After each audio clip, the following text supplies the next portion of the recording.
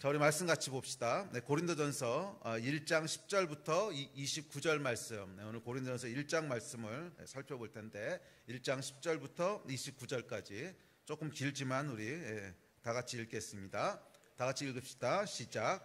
형제들아, 내가 우리 주 예수 그리스도의 이름으로 너희를 권하노니 모두가 같은 말을 하고 너희 가운데 분쟁이 없이 같은 마음과 같은 뜻으로 온전히 합하라. 내 형제들아, 글로의 집 편으로 너희에게 대한 말이 내게 들리니 곧 너희 가운데 분쟁이 있다는 것이라. 내가 이것을 말하거니와 너희가 각각 이르되 나는 바울에게, 나는 아볼로에게, 나는 게바에게, 나는 그리스도에게 속한 자라 한다는 것이니 그리스도께서 어찌 나뉘었느냐?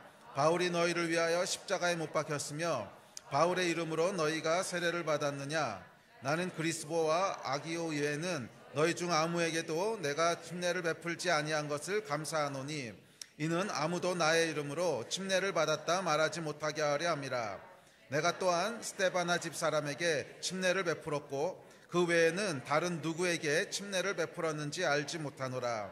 그리스도께서 나를 보내심은 침례를 베풀게 하려 하심이 아니요 오직 복음을 전하게 하려 하심이로되 말의 지혜로 하지 아니함은 그리스도의 십자가가 헛되지 않게 하려 함이라. 십자가의 도가 멸망하는 자들에게는 미련한 것이요 구원을 받는 우리에게는 하나님의 능력이라. 기록된 바 내가 지혜 있는 자들의 지혜를 멸하고 총명한 자들의 총명을 패하리라 하였으니 지혜 있는 자가 어디 있느냐? 선비가 어디 있느냐?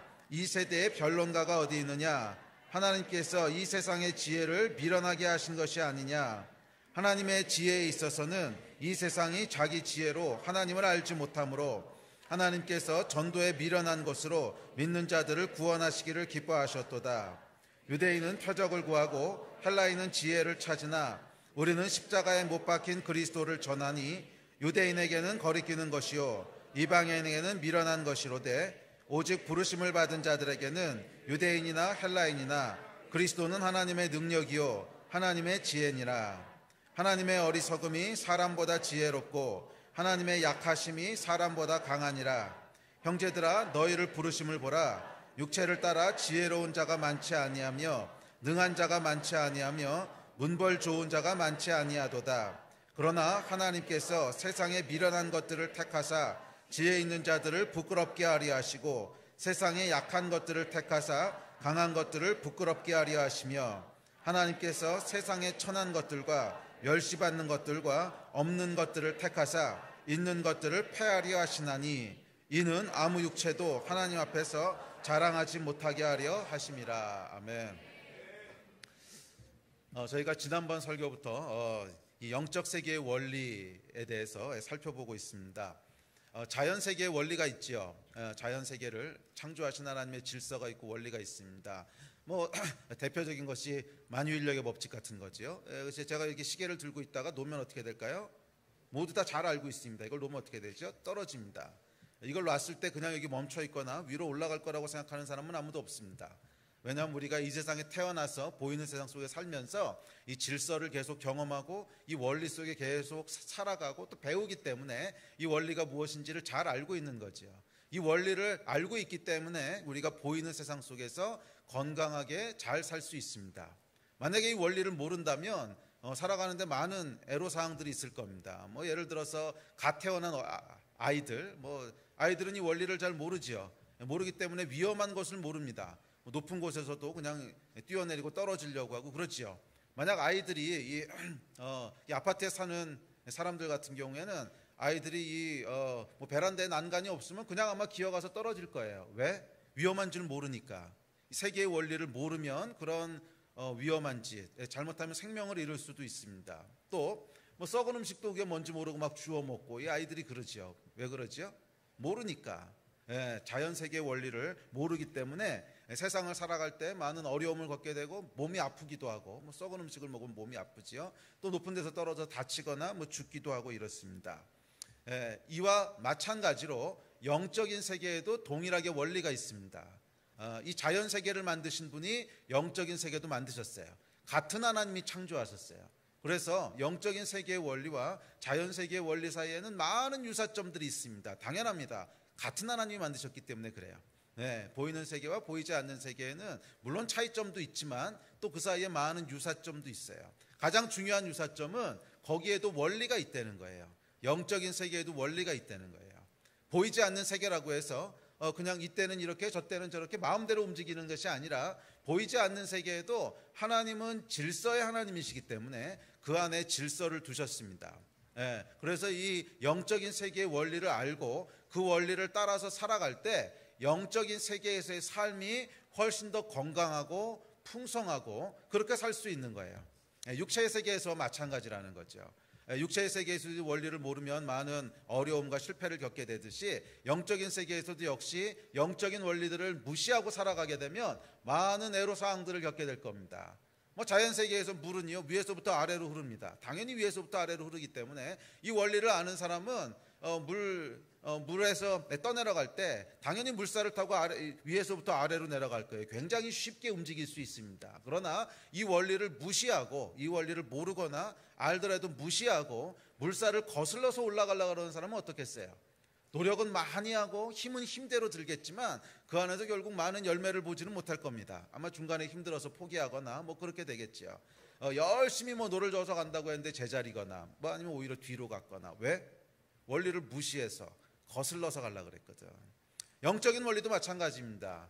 우리가 신앙생활에 있어서 또 우리 삶을 살아가는 데 있어서 열심히 살아가는 것만큼이나 아니요, 어쩌면 그거보다 더 중요한 것은 원리를 알고 원리를 쫓아서 살아가는 것인 줄 믿습니다. 이 물살을 거슬러 올라가려고 하는 사람은 열심히는 살 수 있을지 몰라요. 어떻게든지 물살을 거슬러 올라가라고 노를 열심히 짓고 쉬지도 않고 땀을 뻘뻘 흘리면서 노력할지는 모르지만 결국 거슬러 올라가겠어요? 못 올라가겠어요? 못 올라간다는 거예요. 제자리에서 계속 맴돌고 있든지 아니면 뒤로 흘러가든지. 그런데 어떤 사람은 별로 노력을 안 하는 것 같은데 이 사람에 비해서 훨씬 노력을 안 하는 것 같은데 빠른 속도로 움직여서 내려갈 수 있는 사람이 있습니다. 누구지요? 원리를 알고 물살을 따라서 내려가는 거야. 그 사람은 훨씬 빨리 움직이겠죠. 영적으로도 여러분 똑같은 일이 일어나는 것 아십니까? 굉장히 영적으로 열심히 있는 것 같고 열심히 신앙생활하는 것 같고 인생에 있어서도 그 인생을 정말 하나님 앞에 충성되게 해보려고 노력을 많이 하는데 노력을 해도 별로 앞으로 못 나가는 사람이 있고 노력을 해도 별로 변화가 일어나지 않고 별로 영적인 열매를 못 맺는 사람이 있고 어떤 사람은 노력한 거에 비해서 훨씬 더 많은 열매를 맺는 사람들이 있어요. 이 차이가 뭔지 아십니까?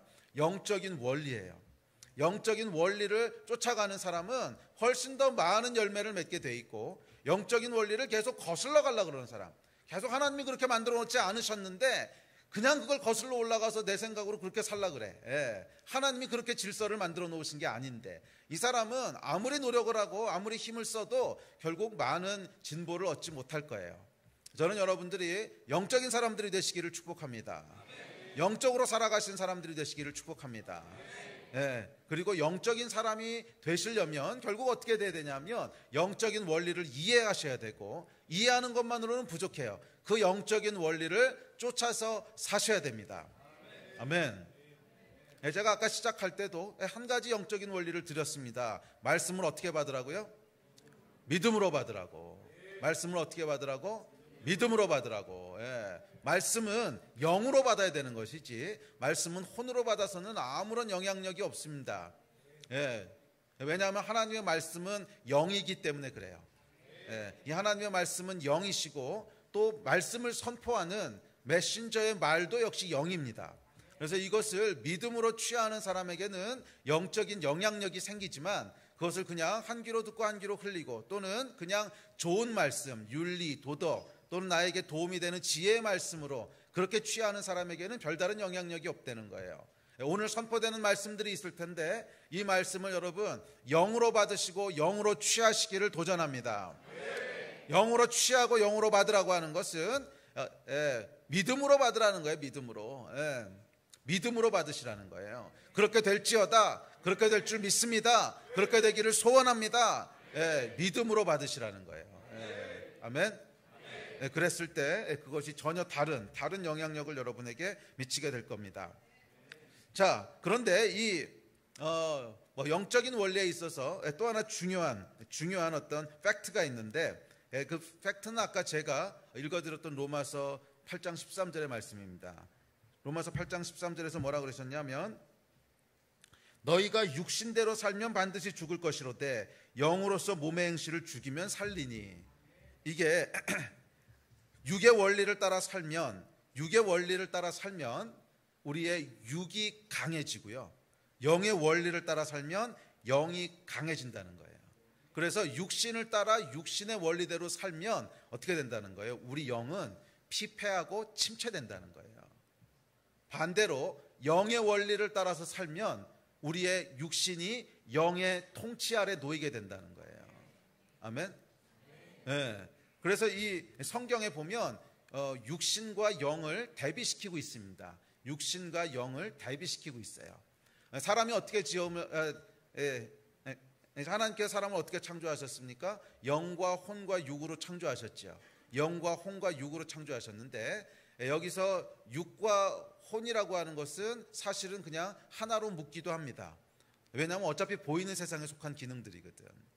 그래서 혼이라고 하는 것은 우리의 뇌에서 일어나는 여러 가지 작용들을 일컫습니다. 이 뇌에서 일어나는 작용은 우리 눈에 직접 보이진 않지만 사실은 영에서 일어나는 작용은 아니죠.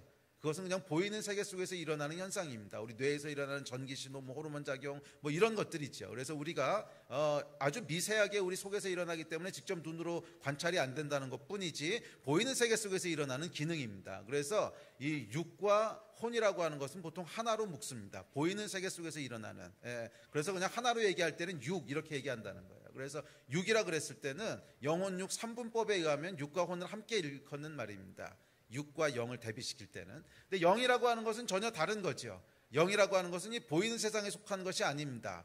하나님께서 두 세계를 창조하시고 인간을 그 두 세계에 동시에 속하는 존재로 만드셨기 때문에 우리 안에는 영이 있다는 거예요. 그리고 그 영 안에는, 거듭난 자들의 영 안에는 하나님의 영이 거하신다는 거예요. 그래서 하나님의 영과 우리 안에 있는 영이 온전히 하나가 되어서 우리 안에 거하는 것이 믿는 자들 안에 거하는 영입니다. 그래서 하나님께서 우리를 지으시고 창조하실 때 어떻게 창조하셨냐면 질서 속에 창조하셨어요. 어떤 질서냐면 영혼 육의 질서입니다. 그래서 혼은 영의 다스림과 통치 아래 있도록 만드셨고, 육은 혼의 다스림과 통치 아래 있도록 그렇게 만드셨어요. 그래서 성령의 열매 가운데 뭐가 있냐면 셀프 컨트롤, 절제가 있는 거예요. 절제는 무슨 열매예요? 절제는 육이 혼의 질서 아래 있는 것이 절제예요. 그렇죠? 절제는 우리가 혼으로, 내 머리로, 내 마음으로 생각하는 것에 육체가 잘 따라오는 것을 절제한다 그래요. 그렇지 않고 내 마음은 다른 걸 원하는데 육은 전혀 다른 짓을 하고 있어. 이런 걸 절제가 안 된다 그러지. 그러니까 예를 들어서 내가 오늘부터 다이어트를 하기로 했어. 근데 밤마다 라면을 먹어. 그러니까 이건 뭐예요? 절제가 안 되는 거죠. 이건 무슨 현상이냐면 육이 혼에게 반항하고 있는 겁니다. 내 혼은 분명히 원하는 게 분명해요. 뭐를 원하지? 살을 빼는 걸 원해. 내 혼이 원하는 건 분명해요. 마음이 원하는 것은 건강해지는 걸 원해. 그런데 내 몸은 또 몸에서 요구하는 게 있단 말이야. 내 몸에서 요구하는 게 있다고. 그래서 그 몸의 요구가 혼의 요구를 넘어서서 반란을 일으킨 것을 절제가 안 된다 이렇게 표현하는 거죠. 그래서 성령의 열매는 뭐예요? 하나님이 원래 창조하신 질서란 뜻이지. 원래 하나님이 창조하신 질서는 뭐냐면 절제예요. 절제. 그러니까 육은 뭐의 지배 아래 있어야 되는 거예요? 혼의 지배 아래 있어야 되는 거예요. 그래서 성령 충만한 사람은 절제가 돼야 됩니다. 아멘. 이게 절제가 안 돼가지고 아직 멀었어요. 이와 마찬가지로 혼도 뭐의 통치 아래 있어야 되는 거예요? 영의 통치 아래 있어야 되는 거예요. 우리 안에 있는 영은 어떤 거라고 했어요? 믿는 자들 안에는 하나님의 영과 우리의 영이 하나 된 그 영이 거하는 거예요. 그래서 그것은 분리할 수가 없어요. 그러니까 그게 내 안에 거하시는 영이 성령님이십니까? 아니면 내 영입니까? 이런 건 어리석은 질문이에요. 그냥 둘이 한 몸이 될지라. 그게 교회와 그리스도에 대한 말씀이잖아요. 둘이 한 몸이 될지라. 이와 같이 성령께서 우리 안에 거하시면서 내 영과 온전히 하나가 되신 그 영이 거하시는 거예요. 그래서 우리의 혼이 영의 다스림 안에 거하게 되는 것이 하나님의 질서라는 거예요. 그래서 하나님의 뜻 아래, 성령님의 인도하심 아래 우리가 온전히 순종하게 되는, 온전히 순복하게 되는 이것이 영적인 질서입니다. 그래서 하나님이 우리에게 원하시는 삶은 뭐냐면 이 영적인 질서 속에 살아가라는 거예요. 이게 뭐냐면 영으로 산다는 표현이에요. 육으로 산다, 영으로 산다, 이 표현의 뜻을 아시겠죠? 이제 영으로 산다라고 하는 것은 이 질서 속에서 살아가는 거예요. 그래서 하나님의 성령께서 원하시고 말씀하신 것이 있으면 내 마음과 생각이 거기에 그 뜻을 알아서 온전히 복종하고, 그래서 내 육체가 그 마음의 생각에 의해서 움직여지고 살아가게 되는, 이것이 영으로 살아가는 사람입니다. 혼으로 살아가는 사람은 뭐예요? 혼 또는 육으로 살아가는 사람은, 혼으로 살아가는 사람은 이 성령님이 있어야 될 위치에 내 혼이 올라가 있는 거야. 그래서 내 생각, 내 꾀, 내 마음, 그것이 가장 위에 있어요. 그래서 무엇을 하든지 간에 내 생각에 의해서 하고, 무엇을 결정하든지 내 생각에 의해서 결정하고, 무엇을 하든지 간에 내가 좋아하는 것을 하는, 이것이 혼으로 살아가는 사람이에요. 육으로 살아가는 사람은, 혼과 육은 성경에서 보통 같이 얘기하기도 하는데, 육으로 살아가는 사람은 뭐라고 성경에서 말하냐면 이성 없는 짐승 같은 존재라고 그랬어요. 베드로전서에 이성 없는 짐승 같은 존재. 그러니까 그건 뭐냐, 우리 생각도 없고 그냥 몸이 원하는 대로 하면서 산다는 거야. 먹고 싶으면 먹고, 뭐 하고 싶으면 도둑질하고 싶으면 도둑질하고, 뭐 때리고 싶으면 때리고, 하여간 인간 중에서도 말종, 이성 없는 짐승 같은 삶이라고 표현을 했는데, 성경에서 그게 이제 육으로 사는 거겠죠. 근데 보통 이제 로마서에서 육을 쫓아 육으로 산다 했을 때는 이 혼과 육을 그냥 합쳐서 얘기하는 겁니다. 보통은 이제 혼으로 살아가는 것을 육으로 산다 이렇게 표현을 하지요. 자, 어쨌거나 사람의 삶 가운데는 두 가지 선택이 있다는 거예요. 혼 또는 육을 쫓아서 살아갈 것인지, 아니면 영을 쫓아서 살아갈 것인지. 그런데 이것이 어떻게 결정이 되겠습니까? 영이 강한 사람은 영을 쫓아 살게 될 것이고, 혼이 강한 사람은 혼을 쫓아 살게 될 거예요. 그래서 우리가 영으로 살기 위해서는 어떻게 해야 되냐면 영이 강해야 돼요. 영이 강하다고 하는 말이 이제 무슨 표현인가 하는 걸 조금 자세히 살펴보긴 해야 되는데, 하여간 그냥 이 표현을 익숙하게 씁시다. 영이 강해야 돼요. 영이 강하다고 하는 건 무슨 말이냐면, 영이 강하다고 하는 것은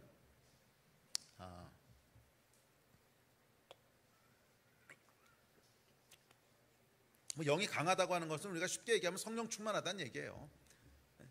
성령 충만하다는 얘기인데, 어떻게 하면 그러면 영이 강해질 수 있는가? 그것이 영적인 원리예요. 영적인 원리를 쫓아서 계속 살면 영이 강해지는 거예요. 육체에도 여러분 원리가 있잖아요. 몸을 건강하고 강하게 하고 싶으면 어떻게 해야 됩니까? 원리들이 있죠. 운동을 계속 하는데 그 원리를 쫓아서 운동을 하면 근육이 계속 붙는다고, 그래서 몸이 강해진다고 하는 원리가 있듯이 영적으로도 마찬가지예요. 영적으로도 계속 우리가 영적인 근력을 키우고 영을 강하게 하는 그런 선택들, 그런 행위들이 있고, 반대로 영을 굉장히 약하게 만들고 영을 침체되게 하는 행위 또는 선택도 있다는 거예요. 그래서 이것에 의해서 우리가 영을 계속 강하게 하는 원리에 따라서 그렇게 살아가는 사람은 결국 영이 강해질 것이고, 그래서 영이 통치하는 성령 충만한 삶을 살게 될 것이고, 그렇지 않고 영을 계속 망가뜨리고 피폐하는 선택을 하는 사람은 영이 결국 약해질 거예요. 영이 약해지면 상대적으로 뭐가 더 위로 올라가겠어요? 우리의 육이 더 위로 올라가겠죠. 그래서 그냥 육을 쫓아 사는 삶이 돼버릴 거예요. 저는 여러분 가운데 영이 강한 삶이 축복으로 임하게 되기를 축원합니다. 영적인 원리를 따라 사시기를 주의 이름으로 축복합니다. 자, 그런데 이 영적인 원리에 대해서 쭉 이렇게 앞으로 꽤 오랫동안 살펴볼 것 같아요. 제가 지난주에도 말씀드렸지만 고린도전서에만 제가 50가지 원리라 그랬죠. 50가지. 고린도전서에만 50가지고 뭐 다른 데서 이것저것 찾으면 100가지도 넘는데, 근데 이 영적인 원리들을 지금부터 살펴볼 텐데, 한 가지 기억하셔야 될 것은 이 말씀을 역시 영으로 받아야 된다는 거예요. 영으로 받아야 된다. 무슨 말이냐면, 원리가 그렇구나, 원리가 저렇구나, 이거 지식으로 아무리 알고 있어봐야 그것이 여러분의 영을 강하게 하는 게 아니라는 거예요. 그래서 이 말씀을 받을 때 믿음으로, 그리고 믿음은 곧 순종함이지요. 순종함으로 그렇게 받았을 때 비로소 여러분의 영이 강해지고, 그래서 영의 질서 속에 살아가게 될 줄로 믿습니다. 영적인 삶을 살 줄 믿습니다. 그리고 하나님께서는 이 영적인 삶 속에, 영이 강하고 충만해서 그렇게 살아가는 삶 속에 질서와 평안과 기쁨과 안식과 이 축복들을 다 넣어 놓으셨어요. 사람이 말이에요, 이 질서를 깨고 우리의 혼이 위에 가서 산다든지 아니면 더 막장으로 육체의 욕구대로 짐승 같은 삶을 산다든지 그랬을 때는 어떤 저주가 있냐면 평안이 없어요. 항상 염려와 불안이 있어요. 그 안에는 기쁨이 없어요. 잠깐은 재미있는 것 같을지 몰라도 그 안에 근본적인 기쁨이 없어요. 쉼이 없어요. 이게 육으로 살아가는 삶의 저주예요. 육으로 살아가는 삶의 저주예요. 우리 주일날 창세기 살펴보고 있지만 이 죄가 들어오고 나니까 결국 가인이 어떻게 돼요? 안식이 없어지게 되지요. 안식이 없어지게 되고 유리방황하는 자가 되고 쉼이 없어지게 되고, 이것이 육으로 살아가는 삶이 결국 잃어버리는 어떤 하나님의 축복이에요. 하나님께서 영으로 살아가는 삶 가운데 축복을 불어넣으셨는데 그 축복은 뭐라고? 안식과 평안과 기쁨과 질서 속에 살아가도록 하시는 축복이에요. 저는 여러분들이 영으로 살아가시면서 이 축복들 가운데 거하시게 되기를 축원합니다. 자, 고린도전서 말씀을 이제 살펴볼 텐데 이 시리즈 설교 동안 아마 대부분은 고린도전서 말씀을 가지고 살펴볼 것이고, 그때그때 주어지는 주제에 따라서 조금 다른 본문들을 몇 개 살펴보기도 할 겁니다. 그래서 올해 안에 끝낼 수 있을래나 모르겠네. 하여간 올해 하반기는 영적으로 열심히 달려봅시다. 그래야 축복을 누려요. 그래야 그리심산에 갈 수 있어요. 이게 올해의 주제잖아. 그리심산으로 가는 구체적인 방법들이에요. 자, 영적인 원리들에 대해서 살펴봅시다. 이 고린도전서는 바울이 고린도 교회에게 보냈던 편지입니다. 그런데 고린도 교회는 수많은 영적인 문제들을 가지고 있던 교회예요. 다른 서신서들과 다르게 다른 서신서들은 바울이 쓰고자 하는 전하고 싶은 그런 복음의 내용들을 조금 더 객관적으로 좀 전했다고 한다면, 고린도전서는요, 이 교회가 워낙 문제가 많아서 그 교회의 문제를 해결하기 위해서 대부분 쓴 글들입니다. 그래서 어떤 면에서 우리에게 큰 도움이 되기도 합니다. 왜냐하면 우리 인생에도 문제가 많잖아. 그래서 문제가 많은 우리 인생에 아주 실질적인 도움을 줄 수 있는 그런 성경이 고린도전서입니다. 그래서 고린도전서 말씀을 통해서 특별히 바울이 이 고린도 교회의 영적인 문제들을 다루면서 언급했던 여러 가지 말씀들을 통해서 영적인 원리들이 무엇인지를 뽑아내서, 제가 대충 한 50가지 뽑았다 그랬죠. 50가지 정도를 뽑아서 함께 살펴보려고 합니다. 자, 오늘은 첫 번째 원리부터 살펴보도록 합시다. 자, 첫 번째 원리는 오늘 읽으셨던 본문 10절부터 17절까지 말씀인데, 첫 번째 원리는 영은 하나 되게 하고 육은 갈라서 분열시킨다는 거예요. 이것이 고린도전서에서 이야기하는 첫 번째 원리입니다. 영은요, 하나가 되게 하는 그런 어떤 경향이 있고, 육은 계속 가르려고 하는 경향이 있다는 거예요. 그래서 영은 어떻게 보면 약간 물방울 비슷해요. 그러니까 물방울이 이렇게 똥똥똥 떨어져 있으면 이 가까이 있는 물방울을 서로 땡기잖아요. 땡기고 하다가 이게 탁 하고 땡겨주면 촥 하나가 돼버리죠. 그러니까 분명히 두 개, 세 개로 나눠져 있었는데 이 물방울이 조금씩 흐르다가 이렇게 하면 어느 순간에 탁 하고 하나가 돼버리는, 그러니까 영을 생각하실 때 여러분 그런 그림을 이렇게 이미지로 생각하시면 좀 도움이 될 거예요. 영은요, 하나가 되게 해요. 그래서 분명히 며칠 전까지는, 분명히 우리가 서로 알기 전까지는 서로 따로따로 독립되어 있는 존재였는데, 그것이 코이노니아, 그리고 성령 안에서 교제하기 시작하면 어느 순간에 이렇게 탁 하고 하나가 돼가지고서 이게 물방울이 두 개인지 하나인지 구분할 수 없게 되는, 그냥 하나가 돼버리는 거죠. 그렇듯이 영에겐 그런 속성이 있다는 거예요. 영에겐 그런 속성이 있다는 거예요. 반대로 육은 정반대입니다. 육은요, 육체가 여러분 하나가 되는 걸 본 적 있으세요?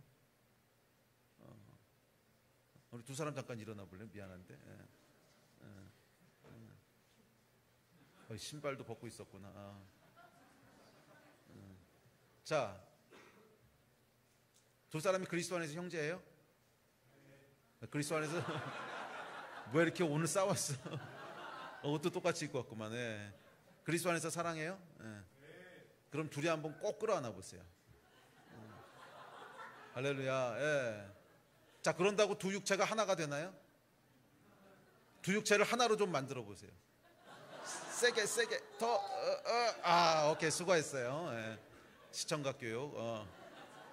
자, 아무리 힘을 써도 동서고금을 막론하고 육체 두 개가 합쳐서 하나가 됐다는 걸 여러분 본 적이 있으세요? 그런 건 들어본 적도 본 적도 없어요. 육체는 그냥 따로따로 존재하면 영혼이 따로따로 존재하는 것이지, 그것이 합쳐져서 하나가 된다고 하는 것은 가능하지도 않고 본 적도 없고 들은 적도 없고 상상도 안 되지. 이것이 육체의 어떤 한계고 본질이라는 거예요. 그래서 영하고 육체는 굉장히 다른 속성이 있어요.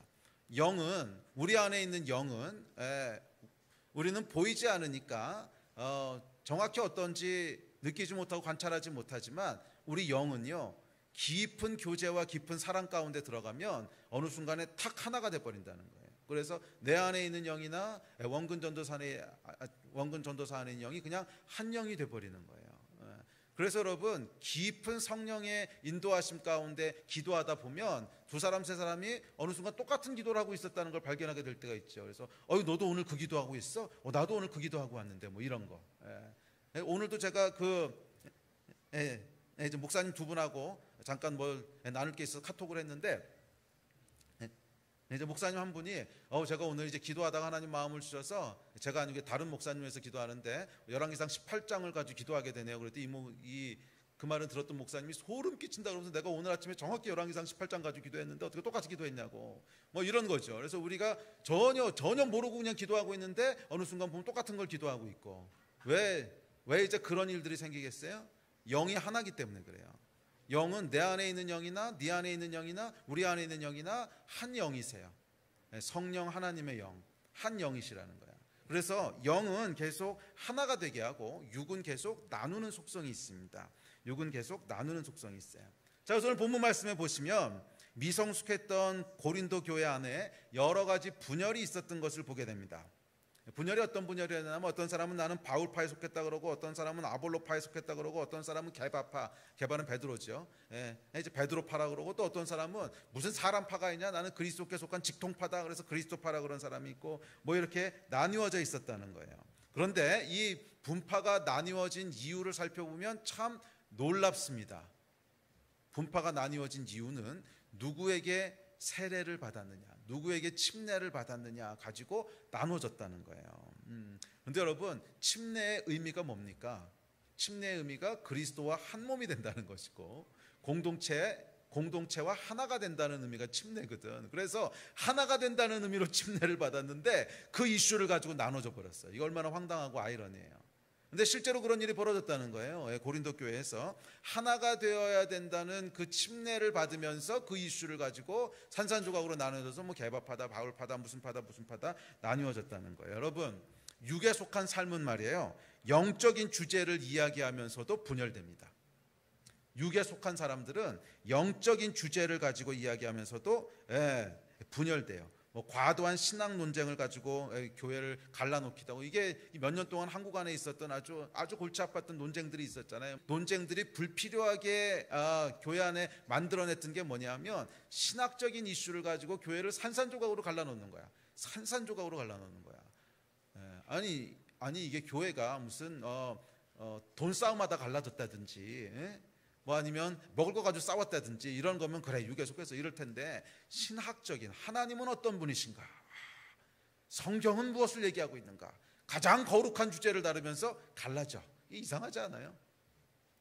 이 여러분, 육의 속성은 영적인 주제를 다루면서도 갈라지게 만들어요. 그러니까 이것은 전혀 영적인 게 아니라는 거야. 그것은 전혀 영적인 게 아니라는 거예요. 물론 우리가 이단에 대해서 조심해야 될 필요는 있습니다. 그 얘기는 뒤에 가서 조금 할게요. 진리가 아닌 것하고도 무조건 다 하나가 되라는 얘기는 아닙니다. 그렇지만 하나님 안에 있는 자들이라면 그 안에 다양성들이 있거든.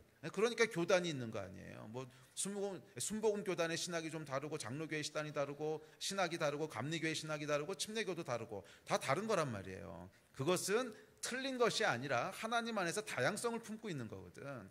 그래서 우리가 학문적으로 충분히 논의할 수는 있습니다. 뭐 학문적으로 충분히 디베이트 할 수는 있어도 갈라져서는 안 돼요. 갈라져서는 안 되고, 그 안에 서로를 형제로 여기고 서로를 한 몸으로 여기는 존중과 사랑과 하나됨이 반드시 있어야 되는데 이 논쟁 때문에 갈라진다 그랬을 때는 그것은 영적인 일이 아니라는 거예요.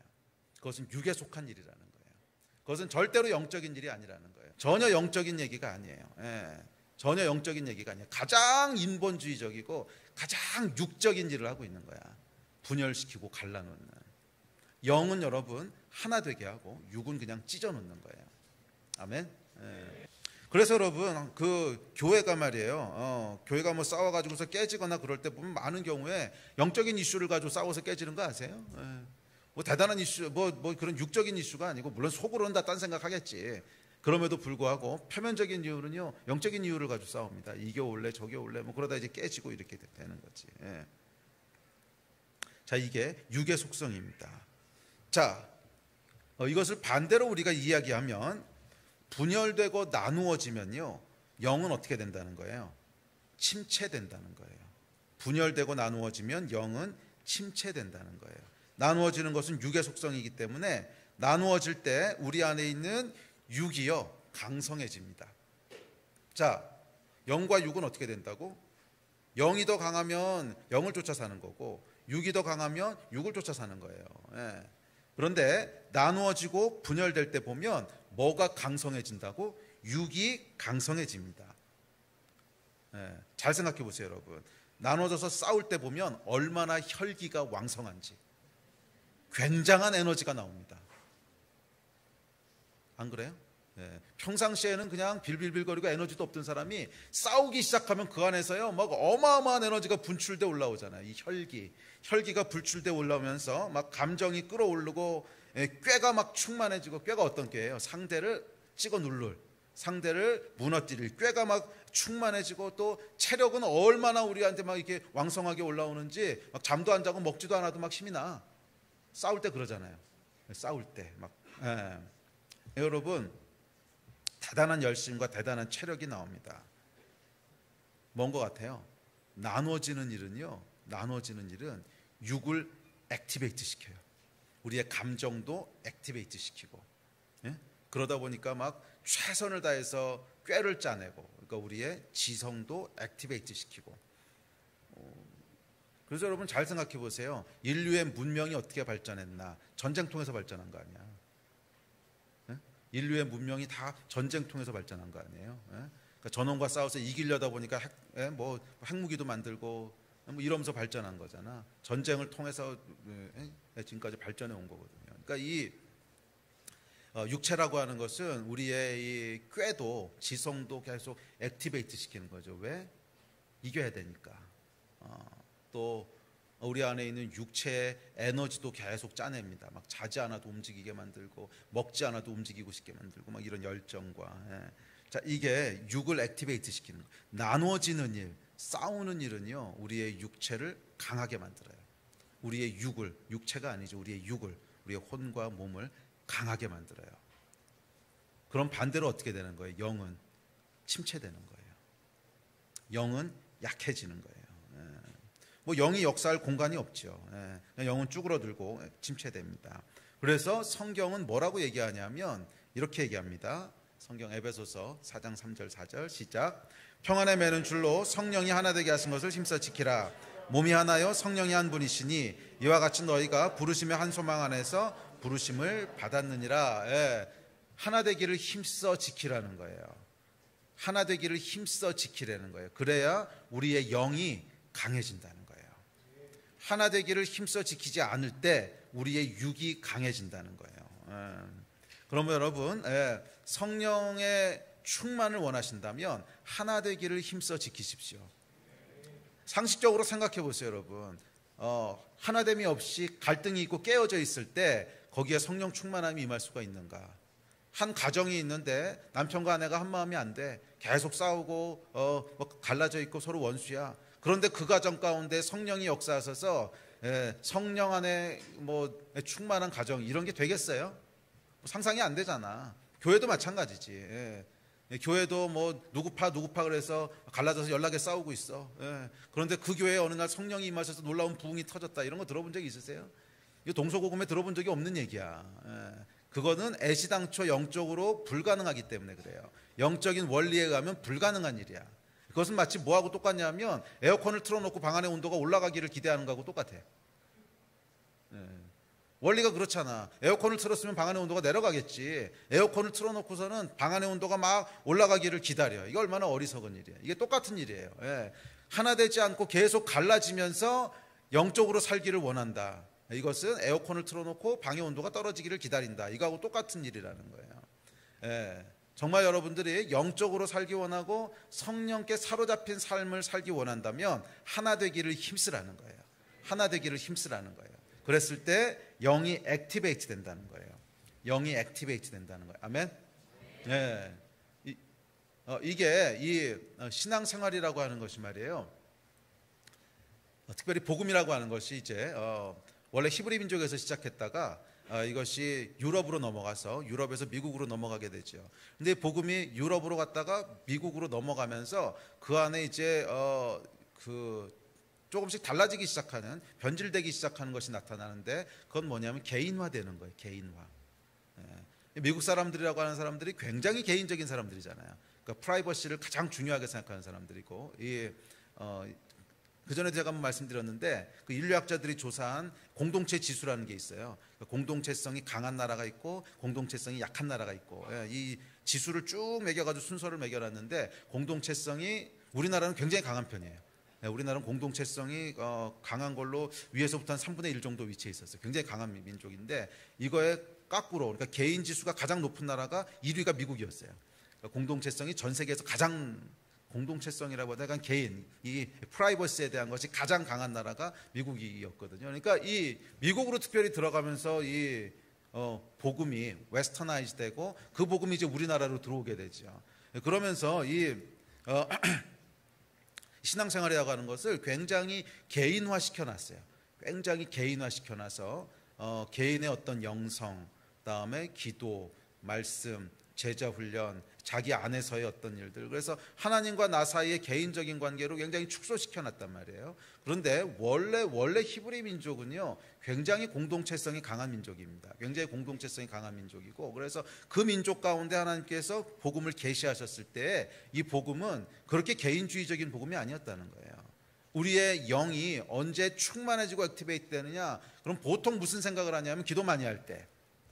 보통 무슨 생각하냐면 기도 많이 할 때 성령 충만해지고, 그다음에 말씀 많이 볼 때 성령 충만해지고, 다 하여간 개인이야, 개인. 그러니까 나하고 하나님 사이의 관계만 가지고 성령 충만을 정의하려고 그래.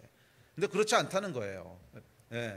이 고린도전서에서 우리에게 전해주고 있는 첫 번째 원리는 사실은 고린도 교회도 그 착각에 빠져 있었던 거거든. 그래서 굉장한 열심이 있고 굉장히 영적인 것을 추구했는데 주변 사람들하고는 문제가 많은, 교회 안에서는 많은 문제가 일어나는, 그래서 나하고 하나님 사이의 관계는 굉장히 열심히 있는 것 같고 굉장히 헌신되어 있는 것 같은데 교회 내에서는 굉장히 복잡한 문제들이 많이 일어나고, 이게 고린도 교회 문제였거든. 이것도 이방 교회인데, 그러니까 고린도 교회만 해도 이제 헬라인들이잖아요. 그러니까 헬라인들은 이제 웨스터나이즈된 사람들이거든, 히브리 사람들보다는.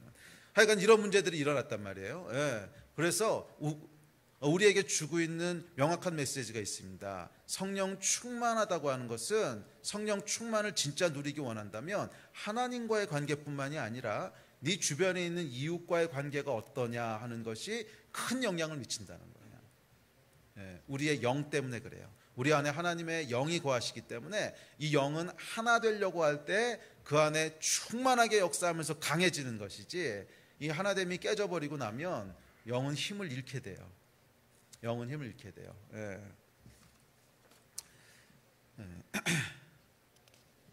자, 물론 모든 영이 다 하나 되어야 된다는 것은 아닙니다. 성경에 보면 두 종류의, 크게 두 종류의 영이 있다고 얘기합니다.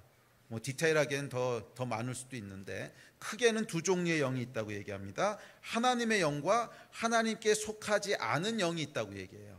성경 찾아볼까요? 요한일서입니다. 시작. 사랑하는 자들아, 영을 다 믿지 말고 오직 영들이 하나님께 속하였나 분별하라. 많은 거짓 선지자가 세상에 나왔습니다.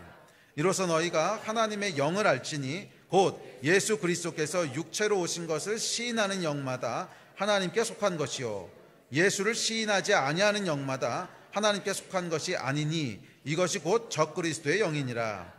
오리라 한 말을 너희가 들었거니와 지금 벌써 세상에 있느니라. 예, 이 영은요 뒤에 가서 영적인 원리 뭐 30몇 번인가 할 때 이 얘기 또 나오는 걸로 기억하는데, 하여간 영은 중간지대가 없어요. 그리고 딱 두 개로 그냥 나눠져요. 딱 두 개로 나눠지는데 하나님의 영과 하나님의 영이 아닌 영, 하나님께 속하지 않은 영, 두 개로 딱 갈라진다는 거예요. 애매하게 중간에 껴있는 회색지대 같은 건 없어요. 하나님의 영이든지 아니면 하나님께 속한 영이 아니든지 이 두 개로 갈라진다는 게 성경에서 지금 얘기하고 있는 거죠. 요한일서에서 하나님의 영인지 하나님께 속하지 않은 영인지를 분별하라는 거예요. 예, 이 하나님께 속하지 않은 영이 있다는 거예요. 이 영과는 하나 될 수가 없어요.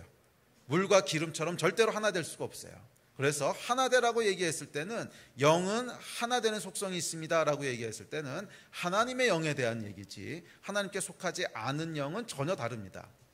예, 모든 영과 다 하나 되라는 얘기가 아니면 큰일 나죠. 그러면 모든 영과 다 하나 되라는 얘기가 아니라 하나님의 영이 있고 하나님께 속하지 않은 영이 있는데, 하나님께 속하지 않은 영과는 물론 하나 돼서는 안 되고 하나 될 수도 없습니다.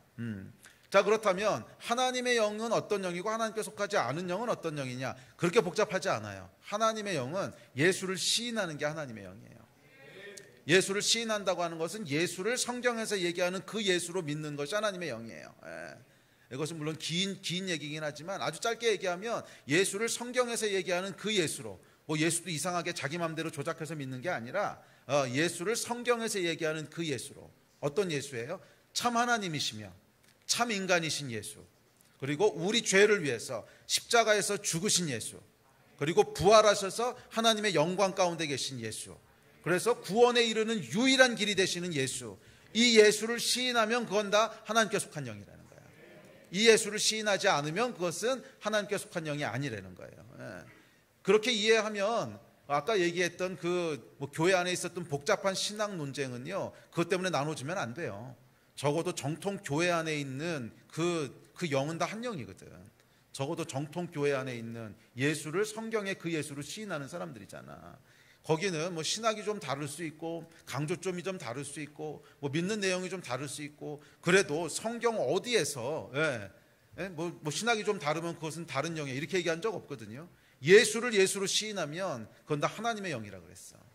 그렇다면 예수를 예수로 시인하는 교회 안에서는, 이단이 아닌 정통 교회 안에서는 하나됨이 일어나야 영적인 거예요.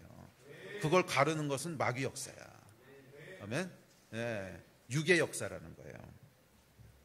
자, 어쨌거나 이 하나님의 영에는 어떤 속성이 있냐면 마치 물방울이 서로를 잡아당기듯이 하나 되는 속성이 있습니다. 그래서 아마 이 성령의 역사를 많은 경우 물로 비유하는지 모르겠어요. 뭐 생수, 샘물 또는 흐르는 강 뭐 이런 식으로 표현하는 것이 어쩌면 성령님의 이런 영의 속성 때문에 물에다가 많이 비유하는 것 같아요. 물에다 많이 비유하는 것 같은데, 뭐 그 예로 삼위일체 하나님을 보십시오. 삼위일체 하나님 어떤 분이세요? 분명히 세 분이신데 한 분이셔. 이게 영의 속성이라는 거죠. 그래서 분명히 세 분이신데 이 영의 하나 되게 하는 속성 때문에 분리가 안 돼. 어디가 하나님이고 어디가 성령님인지 몰라. 물방울 세 개 있다가 딱 하나로 합쳐지면 그 다음에 분리가 안 되듯이 분리가 안 되는 이 신비, 육체의 원리로는 설명도 안 되고 육체의 원리로는 이해도 안 되는, 왜? 영의 원리이기 때문에. 육체는 그렇게 존재할 수가 없어요. 육체는 하나면 하나고 둘이면 둘이지 육체는 하나면서 셋으로 존재할 수가 없어. 그런데 영은 다르다는 거예요. 그래서 사람들이 육체의 원리 속에서 오랫동안 살아왔기 때문에 하나면서 세 분이라고 하는 것을 이해할 수 없는 것은 당연합니다. 그것은 영의 원리이기 때문에 그래요. 육체의 원리는 하나면 하나고 둘이면 둘이야. 세 사람이 여기 앉아 있는데 세 사람은 세 사람이지 한 사람이 아니야. 육체적으로는 다 분리돼 있다고. 뭐 아무리 아까 그냥 우리는 하나야, 우리 사랑해 뭐 이래도 여전히 두 명이지 하나가 될 수 없단 말이야, 육체는. 그런데 영은 다르다는 거예요. 영은 사랑 가운데 들어가게 되면, 이 사랑이라고 하는 게 가장 중요한 영적인 키워드인데, 사랑 가운데 들어가게 되면 영은요 그냥 분리할 수 없는 하나가 돼요. 분리할 수 없는, 그게 삼위일체 하나님이세요. 분명히 세 분이신데 사랑 때문에 완전히 하나가 되신 거야. 더 이상 분리할 수 없는, 육체로는 이해할 수 없고 설명할 수도 없는, 이것이 영의 원리입니다. 이것이 영의 원리예요. 예. 자, 그래서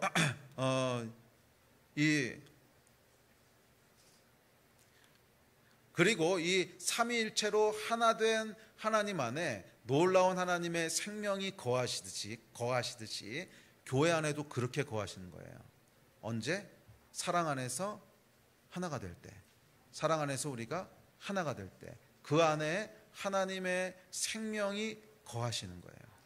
하나님의 생명이 거하시는 거예요. 성령 충만하게 원하십니까? 영의 질서 안에 살기 원하십니까? 평안과 기쁨과 질서와 충만함 안에 있기 원하십니까? 하나님의 생명 안에 있기 원하십니까? 그렇다면 하나 되기를 힘쓰십시오. 하나 되기를 힘쓰십시오. 혹시라도 여러분 안에 관계가 껄끄러운 분이 있다면 그것부터 여러분 해결하십시오. 그 문제가 해결되지 않으면 계속 영적으로 시달려요. 영이요 피곤해져요. 성경에도 보면 내 영이 피곤하나이다, 곤비하나이다 이런 말이 있죠. 영도 피곤하고 곤비해지거든. 관계가 해결돼 있지 않으면 영이요 피곤하고 곤비해요. 결국 내 손해야. 용서하고 하나 되기를 힘쓰시기를 축복합니다. 자, 두 번째 원리가 있습니다. 그래도 오늘 두 번째 원리까지는 해야지 올해 안에 끝나지. 이거 하나씩 했다가는 50주가 걸리기 때문에. 자, 영은 믿는 것이고 혼은 이해하는 것이에요. 우리 지난번에 했기 때문에 짧게 넘어가겠습니다. 영은 믿는 것이고요, 혼은 이해하는 거예요. 자, 21절에서 이렇게 얘기합니다. 시작. 지혜에 있어서는 이 세상이 자기 지혜로 하나님을 알지 못하므로 하나님께서 전도에 미련한 것으로 믿는 자들을 구원하시기를 기뻐하셨도다. 이 세상의 지혜로는 하나님을 다 알 수 없대요. 왜냐하면 하나님은 하늘에 속한 분이기 때문에 그래요. 이 세상의 지혜는 이 세상의 원리들과 이 세상의 일들을 이해하고 파악하기 위해서 하나님이 주신 기능이에요. 뭐 지혜라고 하는 것이 다 필요 없다는 반지성을 얘기하는 건 아닙니다. 그런데 이 세상의 지혜는 이 세상을 이해하고 파악하기 위해서 하나님이 주신 기능이에요. 그래서 이 세상의 것은 우리가 지혜를 사용해서 다 이해할 수 있어요. 세상의 원리도 파악할 수 있고, 이렇게 하면 나한테 도움이 될 거고, 이렇게 하면 안 도움이 될 거고, 뭐 다 파악하고 이해할 수 있어. 그런데 이것은 이 세상의 지혜, 즉 혼의 기능인데, 혼의 기능은 보이는 세상을 이해하고 파악하기 위해서 주신 것이지 보이지 않는 세상을 이해하고 파악할 수 있는 기능이 아니라는 거예요. 그런데 하나님은 어떤 분이시냐면 보이지 않는 곳에 존재하는 분이세요. 그러니까 하나님은 영의 세계 속에만 계신 건 아니에요. 하나님이 이 보이는 세상과 보이지 않는 세상을 다 만드셨기 때문에 하나님은 양쪽 세계에 다 계세요. 예수 그리스도도 하나님이신데 몸을 입고 오셨잖아. 그래서 두 세계에 다 걸쳐 계세요. 그래서 우리가 이 세상 속에 계시된 하나님에 대해서는 혼을 사용해서 이해할 수가 있어. 뭐 어떤 분인지 우리가 알 수 있어요. 뭐 예수님이시고 우리 위해서 죽으신 분이시고 뭐 다 알 수 있어. 그런데 다 이해할 수 있느냐? 그건 불가능하다는 거야. 하나님을 다 이해할 수 있느냐? 이건 불가능하다는 거예요. 하나님이 이 땅 가운데 자신을 계시해 주신 그 계시된 것만큼은 우리의 혼으로 이해할 수 있어요. 그런데 그것을 넘어서는 하늘에 계신 하나님에 대해서는 우리 혼의 기능이 무익화되는 거야. 이 혼으로는 그것을 파악할 수 없다는 거예요. 이해가 됐어요? 그래서 사람의 지혜로는 하나님을 다 알 수 없다는 거야. 사람의 지혜로는 하나님을 다 알 수 없어서 하나님께서 뭐로 우리를 구원하셨냐면 전도에 미련한 것으로 우리를 구원하셨대요. 전도는 뭐야? 말해줄 테니까 그냥 믿어 이거잖아. 믿음을 통해서 구원하셨다는 거야. 우리의 혼으로 다 이해할 수 없는 파트가 있기 때문에 그냥 믿음으로 따라와. 그걸로 구원하셨다는 거예요. 자, 이것이 영적인 원리입니다. 하나님은 반지성적인 분은 아니시지만 초지성적인 분이세요. 지성을 초월하는 분이시라는 거야. 지성에 반하는 분은 아니세요. 우리의 지성을 주신 것은 하나님이 주신 거기 때문에 이 땅에 계시되고 투영된 하나님에 대해서는 우리의 지성을 사용해서 이해할 수 있고 큰 도움이 됩니다. 그렇지만 하나님은 그것을 초월하시는 초지성적인 존재시라는 거예요. 그래서 다 알려고 하지 말라는 거예요. 이해할 수 없는 부분들이 분명히 있다는 것이고, 그래서 영적으로 요구하는 건 뭐냐면 믿음이라는 거야. 우리의 영은 두 세계가 이렇게 있으면, 땅이 있고 하늘이 있으면 영은 하늘에 속한 거거든. 하늘에 속한 거거든. 그래서 하늘에 속한 하나님을 이해하려면 영으로 이해해야지, 하늘에 속한 하나님을 이해하는데 혼으로 이해할 수는 없다는 거예요. 혼으로는 이 땅에 계시된 하나님만 이해하는 거고, 하늘에 속한 하나님을 이해할 때는 영의 기능을 발휘해서 하나님을 이해해야 되는데, 그 영의 이해한다고 하는 게 좀 뭐한데, 하나님과 팔로우십 해야 되는데 그 영의 기능은 뭐냐면 믿음이라는 거예요. 그 영의 기능은 믿음이라는 거야. 그래서 믿음을 통해서 하나님과 교제하게 됩니다. 자, 그래서 이어지는 성경 구절에 보면 하나님께서 심지어 이 지혜를 멸하시고 총명을 패하신다고 얘기합니다. 우리 말씀 구절 같이 봅시다. 시작. 기록된 바 내가 지혜 있는 자들의 지혜를 멸하고 총명한 자들의 총명을 패하리라 하셨으니 하나님의 어리석음이 사람보다 지혜롭고 하나님의 약하심이 사람보다 강하니라.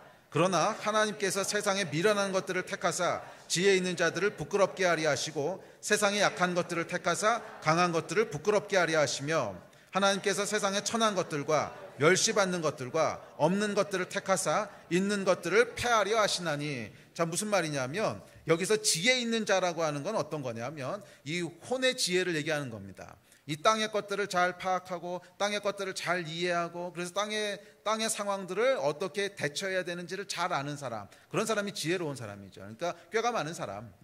그런데 이 지혜로운 사람은 결국 그래서 어떤 사람을 의미하냐면 사람의 지혜로 인생을 풀어가려고 하는 사람을 얘기하는 거예요.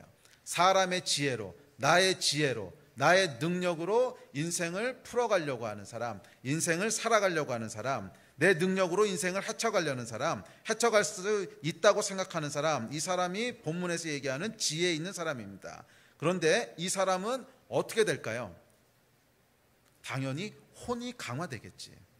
계속 혼을 써가지고 인생의 문제들을 해결해 가니까 혼이 당연히 강화되겠지. 근육도 계속 쓰면 강화되듯이 혼을 계속 쓰면 혼이 강화되겠지. 뭐가 강화되겠어요? 그래서 인생의 꾀를 계속 쓰다 보면, 인생의 지혜를 계속 쓰다 보면 혼이 강화된다는 거예요. 그래서 그 앞서서 얘기했죠. 육이 강화되는 게 있고 영이 강화되는 게 있다고. 그런데 이 지혜는 아까 얘기했지만 이해하고 판단하는 것인데 이 기능은 보이는 세상, 즉 육에 속한 기능이야. 그래서 그러니까 지혜라고 하는 건 아까도 얘기했지만 보이는 세상 속에서 어떻게 이해하고 판단하고 분별하고 할 것인가 하기 위해서 준 기능이거든. 이 기능을 계속 반복적으로 쓰고 또 쓰면 우리의 혼이 강해진단 말이야. 그러면 결국 뭐를 쫓아 살게 되는 거예요? 혼, 즉 육을 쫓아 사는 사람이 되는 거예요. 반대로 얘기하면 영이 약해진다는 거야. 영이 약해진다는 거야. 그렇다면 영을 강화시키려면 어떻게 되는 거예요? 믿음으로 살아야 된다는 거예요. 그래서 이 말씀에서 뭐라 그랬냐면 사람의 지혜가 있는 자보다 차라리 미련한 자가 낫다, 이런 말씀이에요. 그러니까 하나님께서 미련한 자를 들어서 지혜 있는 자를 부끄럽게 하려 하신다. 그러니까 차라리 미련한 자가 낫다, 이 말씀이거든. 왜? 미련한 자는 혼을 사용할 줄 모르니까 우직하게 그래도 하나님 당신 아니시면 안 됩니다. 내가 이 위기 상황 가운데 어떻게 해야 될지 모르겠는데 뭐 능력 있고 꽤 있는 사람은 은행에 가서 대출이라도 받고, 능력 있고 빽 있는 사람은 무슨 사람 동원해가지고 뭐라도 하겠지만 나는 그런 것도 없고 아는 것도 없고 뭘 해야 될지도 모르겠고 내가 믿는 분은 그냥 하나님 한 분이십니다. 하나님 도와주시고 살려주십시오. 나의 힘이 되신 여호와여, 나의 힘이 되신 여호와여, 이렇게 부르짖는 사람이 차라리 훨씬 낫다는 거예요. 그 사람은 뭐가 강화되는 거예요? 영이 강화되는 거예요. 영이. 조금 미련해 보일 수도 있어요. 세상적인 눈으로는 왜 저렇게 미련하게 사냐, 지가 할 건 좀 하면서 하지, 그거 뭐 하나님한테 부르짖기 전에 저기 은행 가서 잠깐만 물어보면 해결될 건데 왜 저러고 있냐. 뭐 실제로 그럴 수도 있어요. 실제로 그럴 수도 있는데 그럼에도 불구하고 이 사람에게는 어떤 유익이 있냐면, 어떤 축복이 있냐면 결국 영이 강화된다는 거야. 왜? 하나님께 믿음을 뒀거든. 이게 여러분 영적인 원리입니다. 그래서 단기적으로 짧게 놓고 봤을 때는 아이고야 무슨 저렇게 뭐 저런 것 가지고도 기도하고 앉았냐, 그런 건 그냥 얼른 가서 은행 가서 해결하면 금방 될 건데 뭐 저런 거 가지고 기도하고 앉았냐, 그건 뒤로 이렇게 풀면 금방 되는데, 뭐 이런 생각이 들지요. 뭐 저도 목사지만 그런 생각 들 때가 있습니다. 어떤 사람 보면 너무 미련해, 저건 뭐 저렇게 하고 있어, 그거 뭐 기도할 게 아니고 빨리 가서 이렇게 해결하면 되는데. 그리고 그게 맞는 걸 수도 있어요. 그게 맞는 걸 수도 있는데 장기적으로 보잖아. 장기적으로. 그러면 사건 하나하나를 놓고 볼 때는 그게 정말 맞는 걸 수도 있어. 근데 장기적으로 보면 어떤 문제가 생기는 줄 아세요? 이렇게 무식하지만 좀 우직하게 미련해 보이는, 그렇지만 하나님 도와주십시오 하고 믿음을 건 사람은 장기적으로는 영적인 삶을 살게 돼요. 그거 분명해요.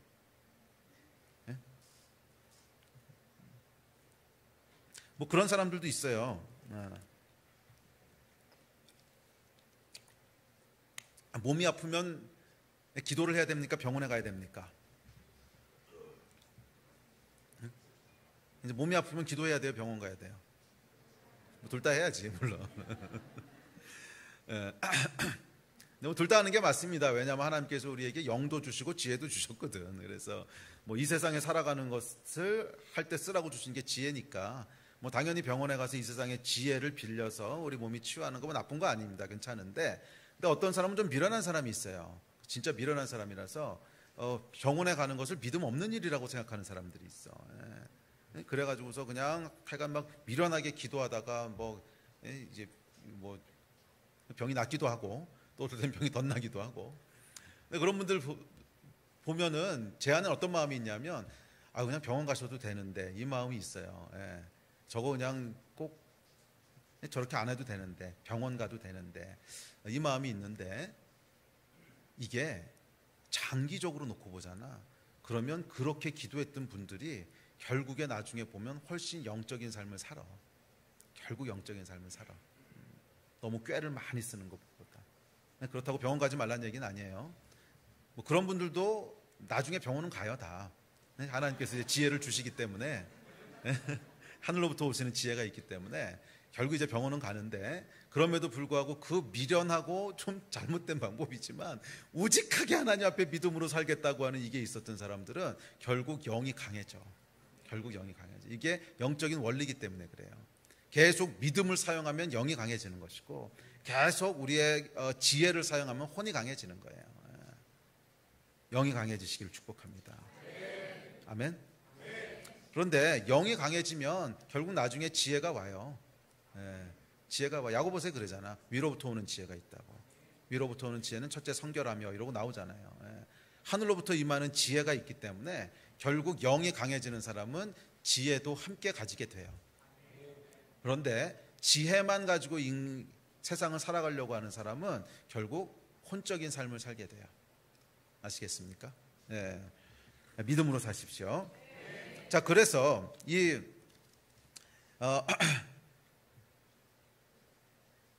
사람의 지혜와 믿음이 첨예하게 대립되는 때가 있습니다.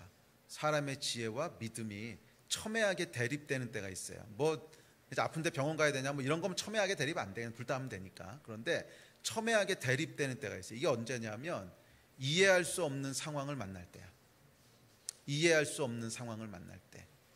정말 신실한 하나님의 종이 갑자기 뭐 사고로 돌아가신다든지, 뭐 실제로 그런 일이 있었거든요. 저희가 그 전에 그 그리스 선교사님이랑 식사 약속을 해놨었는데 너무 신실하신 분이고, 제가 야, 이분은 진짜 하나님의 사람이다 그래서 함께 일하고 싶었던 분인데 식사 약속을 하는데 안 오셨어요. 그래서 왜 안 오셨나 봤더니 그 전날 돌아가셨어. 이제 교통사고로 돌아가신 거야.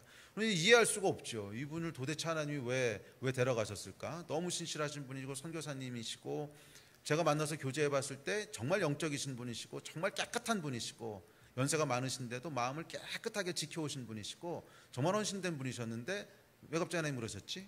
뭐 이런 거 이해가 안 되는 거죠. 우리 삶을 살다 보면 우리가 이해가 안 될진데 그 가족들은 어떻겠어요? 그 사모님은 이해가 되시겠어요? 자녀들은 이해가 되겠어? 이해가 안 되지.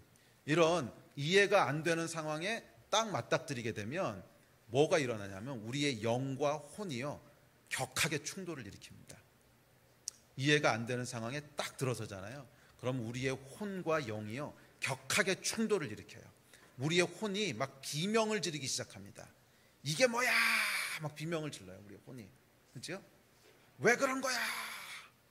막 고통스러워서 비명 지르는 거지. 이게 뭐야? 왜 그러는 거야? 거기서 여러분 이 혼의 비명 소리가 뭔 줄 알아요? 이해할 수 있게 설명을 해줘. 이해할 수 있게 설명을 해줘. 이 소리거든. 혼은요 원래 그렇게 만들어졌어요. 혼은 이해하는 존재로 만들어졌어.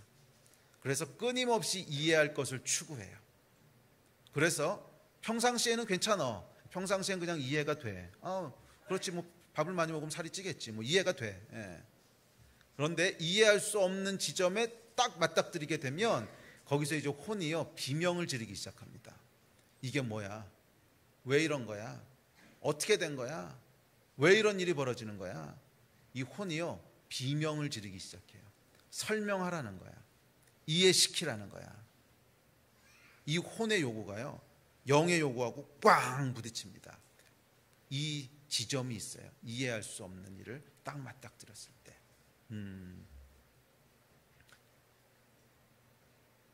그럴 때 여러분이 이 혼의 손을 들어주잖아요. 혼의 손을 들어주잖아.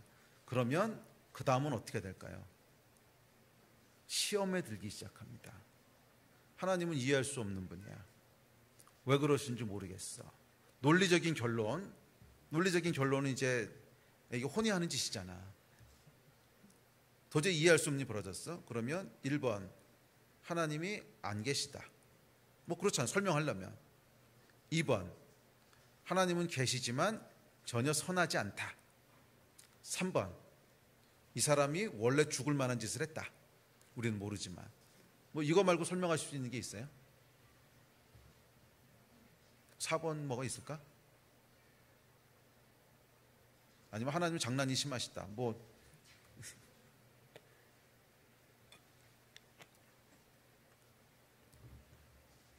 그러니까 어떤 결과가 나오겠어요? 결국 시험에 드는 거지. 사람에 대한 시험에 들든지 하나님에 대한 시험에 들든지 하여간 시험에 드는 거지.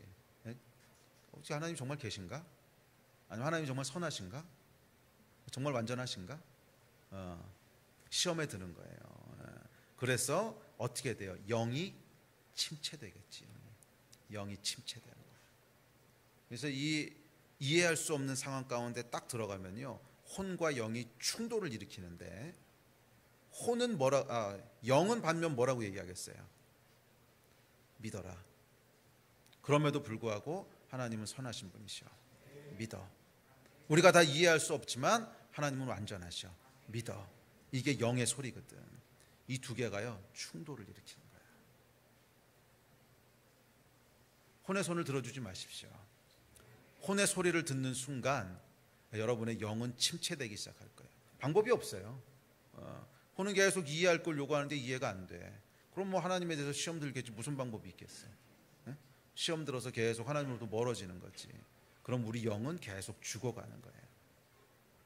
반대로 영의 소리에 귀를 기울이면 어떻게 될까요?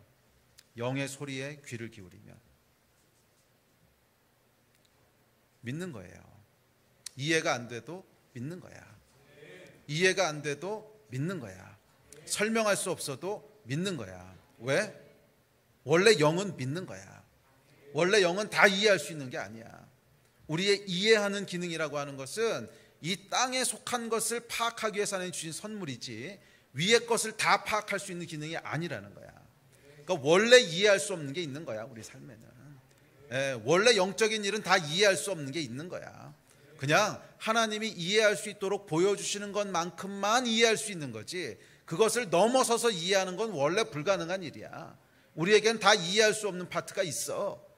그래서 모든 걸 다 이해하는 것으로 접근하려고 그러면 안 된다는 거예요. 우리 사람은 아까도 얘기했지만 두 세계에 껴있다 그랬잖아. 보이는 세계, 보이지 않는 세계. 보이는 세계는 맞아요. 이해하는 기능이 우리에게 주신 선물이고 그 기능을 통해서 우리가 이 세상과 파악하고 소통하는 거야. 그렇지만 동시에 사람은 보이지 않는 세계에도 속해 있는데 이 보이지 않는 세계는 이해하는 게 아니에요. 이해하는 것으로 소통하는 게 아니야. 보이지 않는 세계는 이해라는 기능은요, 보이는 세계의 기능이지, 보이지 않는 세계의 기능은 믿음이지, 신뢰하는 것이고, 다 설명이 안 돼도 여전히 하나님을 좋으신 분으로 신뢰하는 것이고, 여전히 하나님을 사랑하기 때문에 내가 이해가 안 돼도 사랑하는 것이고, 이해가 안 돼도 하나님을 의지하고 신뢰하는 것이고, 이게 우리의 영이 소통하는 방식이라는 거예요. 그래서 이것을 여러분들이 계속 사용하셔야 영이 강해지는 거야.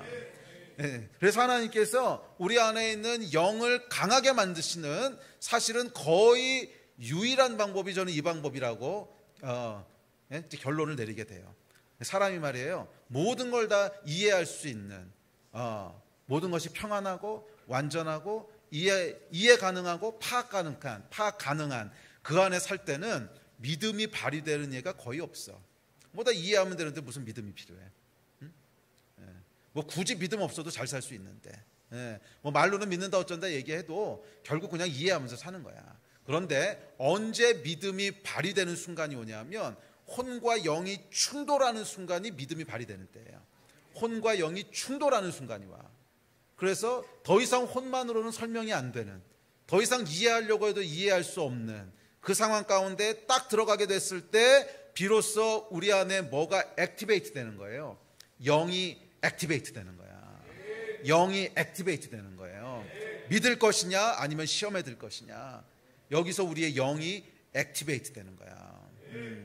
혹시 여러분 이해할 수 없는 상황 가운데 껴 계신 분 계십니까? 그렇다면 이해하려고 그러지 마세요. 그거 아무리 이해하려고 그러봐야 이해 안 돼.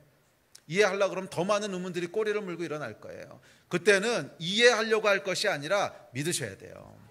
그 순간이 하나님께서 여러분의 영을 더 성장케 하시고 여러분의 영을 더 강하게 하시고 우리 안에 영성을 만들어 가시는 순간이에요. 그래서 이 영성이라고 하는 것은 이해할 수 없는 순간에 만들어지는 거예요. 그 이해할 수 없는 시간들을 어떻게 믿음으로 통과하느냐, 그 이해할 수 없는 순간들에 어떻게 믿음으로 고백하느냐, 이것에 의해서 우리 안에 영성이 만들어지는 거예요.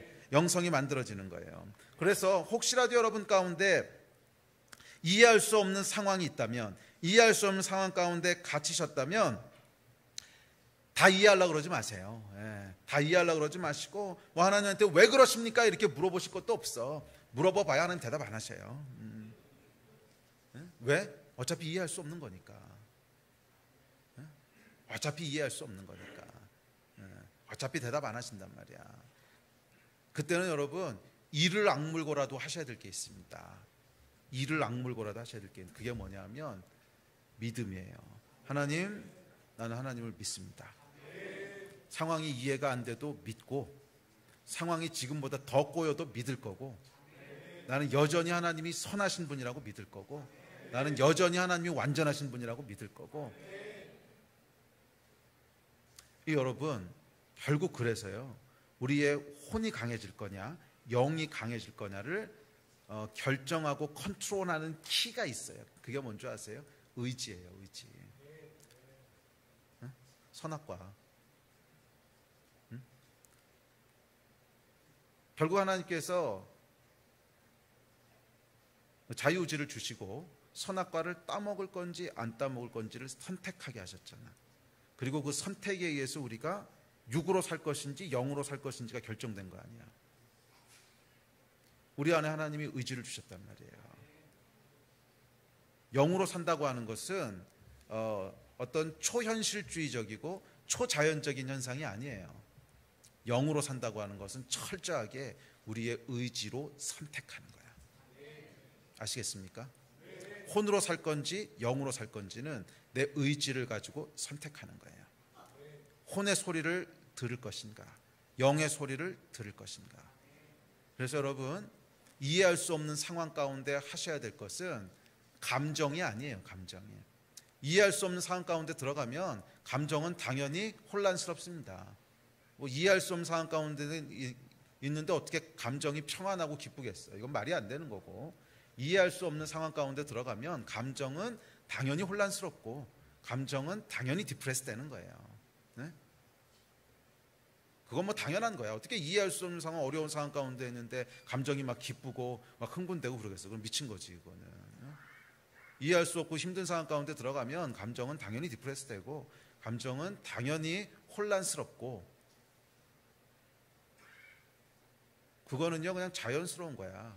어쩔 수 없어. 그런데 내가 어쩔 수 있는 게 있어. 그게 의지잖아. 감정은 어쩔 수 없어. 어쩔 수 있는 게 있다고. 의지란 말이야. 그래서 제가 아까 말씀드렸듯이 이를 악물고라도 의지를 선택하시라는 거예요. 이를 악물고라도 믿음을 선택하라는 거야. 이를 악물고라도 믿음을 선택하라는 거야. 계속 하나님한테 왜 이러십니까? 왜 이러십니까? 왜 이러십니까? 감정을 쫓아서 의지가 휘둘려 다니면요 아무것도 안 나와. 그냥 혼만 강화될 뿐이야. 그러나 내 안에 의지를 발휘해서 믿음을 선택하는 거예요. 그래도 하나님 난 믿습니다. 여기서 뭐가 벌어져도 여전히 하나님 믿습니다. 여전히 하나님 선하십니다. 이 의지적인 믿음을 선택할 때, 고백할 때 그 일을 통해서 하나님께서 우리 안에 영을 성장시키시는 거예요. 영적인 권위를 더하시는 거예요. 영적인 삶을 사신 여러분 되시기를 축복합니다. 예배팀 나오십시오. 우리 함께 기도합시다. 자리에서 좀 일어나서 기도할까요?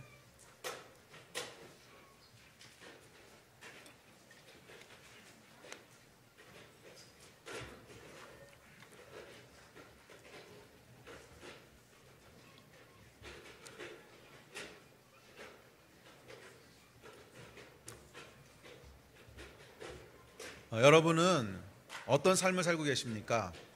혼을 강화시키는 삶을 살고 계십니까? 아니면 영을 강화시키는 삶을 살고 계십니까? 영을 강화시킨다, 이게 표현이 조금 낯선 표현일 수 있는데, 사실은 전통적인 표현을 빌리자면 성령 충만하십니까? 이 질문인데, 이 질문은 여러분들이 너무 익숙해져 버려서 또 여러분 안에 이미 만들어져 버린 성령 충만이라고 하는 컨셉들이 있어서 제가 무슨 말을 해도 그냥 여러분 마음대로 받아들일 거예요. 그래서 제가 용어들을 계속 이상한 용어로 바꾸는 거예요. 있는 대로 받아들이지 말고 내가 말하는 대로 좀 받아들이라고. 그래서 기존에 있던 쉬운 용어들을 일부러 폐기하고, 왜냐하면 그 용어들은 제가 얘기해봐야 어차피 여러분 방식대로 다 재단해가지고 여러분 방식대로 받아들일 거니까. 그래서 이제 새로운 표현들을 제가 계속 쓰는 겁니다. 그래서 혹시 여기에 목사님 어디 이상한 말씀들만 계속 하시는데 이단 아니요 이런 생각이 있으신 분이 있다면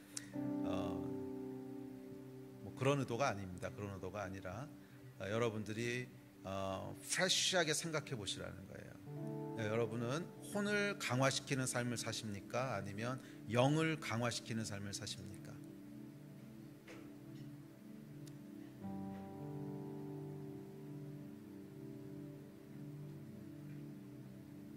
영의 질서 안에 살아갈 때 그 안에 하나님의 축복이 있습니다. 평안이 있고 기쁨이 있고 안식이 있어요. 혼을 따라 살아갈 때는 불안과 염려와 혼돈이 있어요. 여러분은 혼을 따라 사시겠습니까? 영을 따라 사시겠습니까? 영적인 원리를 쫓아 사십시오. 영을 강화시키는 원리들을 따라 사십시오. 오늘 한번 기도할 때 오늘 두 가지 영적인 원리를 살펴봤습니다. 첫째는 하나됨에 대한 것이고 두 번째는 믿음에 대한 것입니다. 혹시 이 가운데 내가 아직 용서하지 못하는 사람이 있다, 용서가 안 되는 어떤 파트가 있다, 그렇다면 오늘 그것을 좀 풀어놓으십시오. 하나님 앞에서 용서를 선포하세요. 이 용서도 감정이 아닙니다. 감정이 영이냐 혼이냐를 가르는 키가 아니에요. 감정은 그냥 시그널이에요. 시그널. 내가 힘들다 하는 시그널이지 그건 열쇠가 아니에요. 열쇠는 의지예요. 속지 마세요. 열쇠는 의지예요. 열쇠는 감정이 아니야. 많은 사람들이 용서를 선택하십시오라고 얘기하면 힘들어하는 이유가 뭐냐면 감정이 안 따라온다는 거야. 용서되는 감정이 안 따라와서 내 마음이 후련하지 않다는 거야. 왜 그런지 아십니까? 혼이 너무 강해서 그래요. 혼이 너무 강해서 그래요. 감정이 따라오든 안 따라오든 의지적으로 선택하는 거예요. 의지적으로 선택하면 그 다음엔 하나님이 알아서 해주시는 거야. 의지적으로 선택할 때 우리의 영이 액티베이트 되기 시작하고 그 영이 액티베이트 된 것을 통해서 하나님이 감동도 주시고, 감동이라고 하는 게 감정이잖아.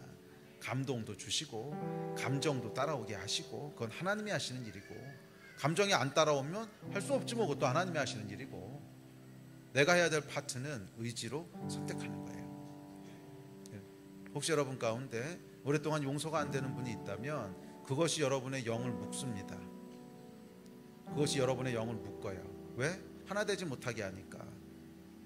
계속 내 영을 방해할 거예요. 계속 내 영을 방해하고 내 혼을 계속 강화시킬 거야. 원망, 미운, 그런 생각과 감정들이 계속 내 혼을 강화시켜 간단 말이야. 오늘 혹시 여러분 가운데 이런 하나됨의 문제가 있으신 분들은 의지적으로 용서를 선택하십시오. 또 두 번째 원리, 혹시 이해할 수 없는 상황 가운데 힘들어하고 있는 분이 있다면 오늘 하나님 앞에 믿음의 선택들을 하십시다. 이해하려고 하는 시도를 좀 멈춥시다. 어차피 이해 안 될 거고, 어차피 이해라고 하는 건 혼에 속한 기능이고, 좀 이해를 멈추고 믿음으로 고백합시다. 하나님 선하십니다. 그래도 나는 믿습니다. 그래도 나는 믿습니다. 그래도 나는 하나님을 믿습니다. 그렇게 좀 고백합시다. 우리 같이 기도하실 때 주여 세 번 같이 부르시고 합심해서 한 2, 3분 정도 오늘 말씀 기억하시면서 함께 좀 기도했으면 좋겠습니다. 기도하시겠습니다. 주여